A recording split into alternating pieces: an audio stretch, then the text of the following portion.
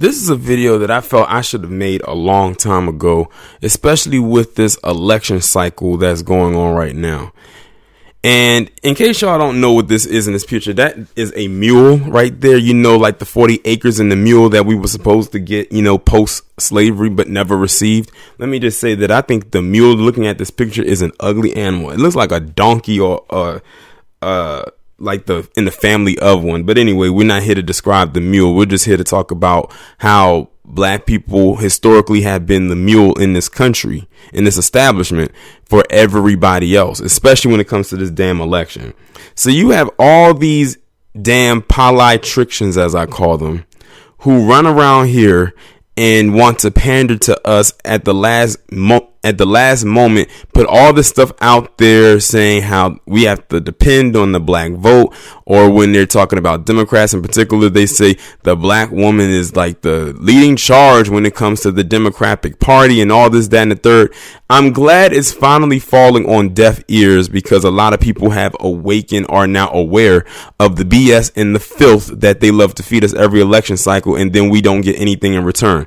The real test this year was when the whole tangibles reparations topic ended up being a topic of discussion, I should say. And the reaction from every last one of those fools who were running for a particular office pretty much all came to the same consensus that no, we don't need reparations. Okay, fine. Then you must be saying we don't need that you don't need our vote. Point blank, period. And it wasn't just enough for you to have to say, let's just say you was going to give tangibles. It's what process and what steps were you going to do to take to get them, and how were we going to be involved with the process of that happening? Because we wasn't just going to let it leave it up to you to do it by yourself, because who knows what you would have done. And then you have like a whole, like, look at Mike Bloomberg. He did the whole stop and frisk thing and then wants to try to quote unquote apologize. The damage is done. There was just a video the other day, and I believe in New York, where you had a young black man on his way home from work who was stopped by these so-called undercover cops and tackled by a whole bunch of them. I said, that's the remnants of Mike Bloomberg's stop and frisk. It's still active to this day. Something that he created back in the early 90s has residual effects well over 25 plus years later. But you want to have, give this half-ass apology like we're supposed to just accept it. No wonder those people at that church, and I'm actually shocked this happened, turned their back on him. That was actually a sight to behold. I couldn't believe my eyes. But you have a lot of people who say that they need our vote and all this, that, and third. Well, what happened to you not needing our vote? What happened to you leaning towards the Latinos or the Alphabet Academy and other quote unquote minorities for their vote? But then you circled your wagon right on back when you realized you wasn't going to get shit out of them either. And see, the thing is, you're banking that black people are still stuck on this democratic plantation. And the reason why I'm really going in more so on them rather than the conservatives is because those Democrats are the ones who are known to do it the most. And they are very blatant with it. You heard Mike Bloomberg. His mission is to get 45 out of office. Well, why don't you go and talk to the constituents who voted his ass in then? Because it wasn't black people who voted in overwhelming numbers that got him in back in 2016. I swear, do any of these idiots, these fools, know how to read a decent goddamn exit poll? It stated that white men were like well over 60-70% of the voting block. And white women were well over 53%, even though I think that number is higher. Then Latinos came in third with like 30%. Black people was less than 15% who voted for Trump. I think it was like 13% or something like that. And then everybody else was lower than that. So you have three blocks you could have talked to: white men, white women, and the Latinos. But you focus squarely on getting our vote. Because truth be told, you think that we're still stuck on stupid. Yeah, Andrew Yang acting a fool in that big ass choir robe that, could probably operate as a parachute if he had to jump out of an airplane. You got Mike Bloomberg apologizing so-called all over the place for stop and frisk, even though we don't accept that apology. You got Tom Steyer up there pulling Juvenile's career out the dumps, up there dancing badly to back that ass up. You got Chuck D throwing away friendships with Flavor Flav so he could endorse Bernie Sanders. You got Pocahontas Warren out here pretending to be like she's a part of some kind of a tribe. And Kamala Harris and Cory Booker and all of them fools. The damage is done and the time is up. We see it now clearly for what it is. And the mainstream media is not going to do it, but the voices of the new black media helped tank a lot of these phony ass, bogus, fake ass individuals. We helped expose them for who they really are. And they're trying to hang on to something in hopes that they get in. Their mission is to remove 45 from office. That's what Mike Bloomberg said. He said his mission was to remove 45 from office. Okay, fine. Let's just say you get Joe Biden in, or Joe Biden gets in, because that's who he said he's endorsing. Let's say you get Joe Biden in, and 45 gets out of office. Then what are you going to do?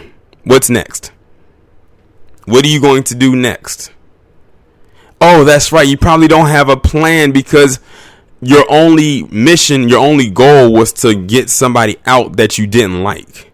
And I'm going to be honest, I think Mike Bloomberg got into this thing thinking because 45 was a billionaire that he could do the same exact thing. Get in because he was a quote-unquote billionaire.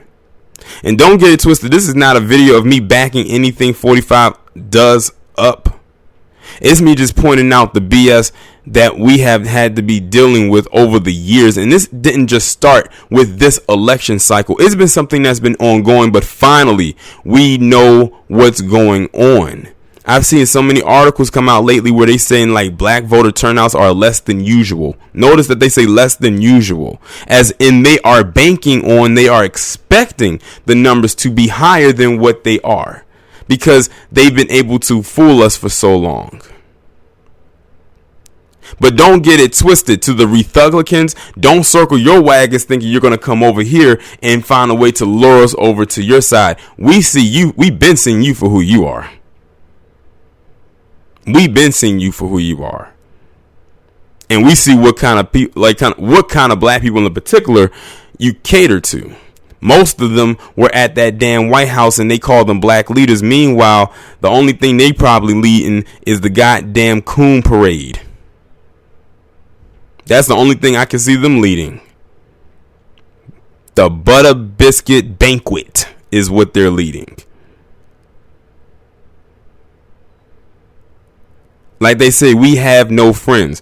None on that right, none on that left, as far as I am concerned.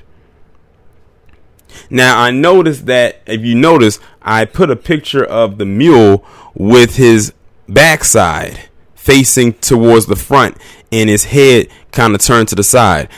Let's say, for instance, we are that mule. This would be us giving those polytrictions our proverbial ass to kiss, and we're going to make sure we look to make sure that, it stinks back there so it could be extra, I guess you can say, petty while doing it.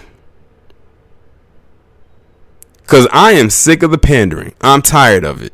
I'm tired of seeing it. We know, or at least I know, when we're being lied to or when we're being pandered to. I did a video when I was talking about black women and how they pandered to them all the time on these shows when it comes to the voting thing, and they don't get anything in return. This is going to be a very interesting election cycle. I'm curious to see how everything turns out. And if Joe Biden or Bernie, whoever gets on the ticket, if they lose, I don't want to hear now one goddamn peep from a certain sector saying, why didn't y'all go out and vote? Because y'all did that same shit with Hillary Clinton back in 2016. We knew she wasn't going to win. Just like we already know 45 is going to get reelected. We have come to accept this. If he doesn't get reelected, I will actually be shocked. I will be shocked. The world might, a lot of the establishment might be shocked. Because the way as it stands, a lot of these so-called candidates, they ain't hitting on nothing. And a lot of people are doing this out of fear. They're doing it out of pure emotion of why they want this. That's what Mike Bloomberg said. I'm using my resources. That man spent $500 million just to come in third and fourth place and drop out and then have to endorse somebody else. Now, what if Joe Biden loses and doesn't get on the ticket and Bernie Sanders does? What is Mike Bloomberg going to do then? He going to leave the Biden train and hop on the Bernie one? You know what that sounds like? That almost sounds like that Kevin Steele up in Philadelphia who said, my first mission as mayor, governor, whoever he was, is to make sure that Bill Cosby gets locked up. And what happened? Bill Cosby ended up getting locked up. And that was after the first mistrial. That's what it sounds like when it comes to Mike Bloomberg. He said it. His mission is to get 45 out of office. And then I come back with, and then what are you going to do if he gets out? What are you going to do? See, they don't have a mission past that. Their only goal is to get 45 out of office, but it's almost like they have no plan after that. That's why it's so easy for them to blow hot air up people's asses. But even that's not working. But like I said, or at least I can't speak for everybody else, but I am tired of the pandering. I really am. It's annoying. It's disgusting too, because it's also our television, because it's making it seem like we can't make our own decisions. Like it's almost like we have to vote this way so we can get the benefit for you. But I thought you was for the people. But to me, I think many of them are selfish and are more for them. As a matter of fact, I know many of them are for themselves or out for themselves. You can look at their mannerisms and tell that. But I don't trust not near one of these individuals. I wouldn't even trust them to watch my damn pet fish if I had one. I could go away for a weekend, the fish is alive, I come back and somewhere in the goddamn aqueducts. But they are on their own as far as I'm concerned. They are on their own. Good luck to whoever is left, and hey, it is what it is. But to the black people out there, stop being what you see in this picture right here for them. And not only when it comes to politics or anything like that, but that's with anything where they always need to lean on us, like or have us be their anchor or something like that. Just stop. Because you're not getting anything in return. What benefit do you get for being the mule for other people? Nothing. You just get a title of being a mule. And who wants that as a title? Nobody. Y'all let me know what y'all think about this down in the comments. Like, share, subscribe. If you haven't done so already, make sure you follow me on Twitter and have your notifications turned on. I will talk to you in the next one.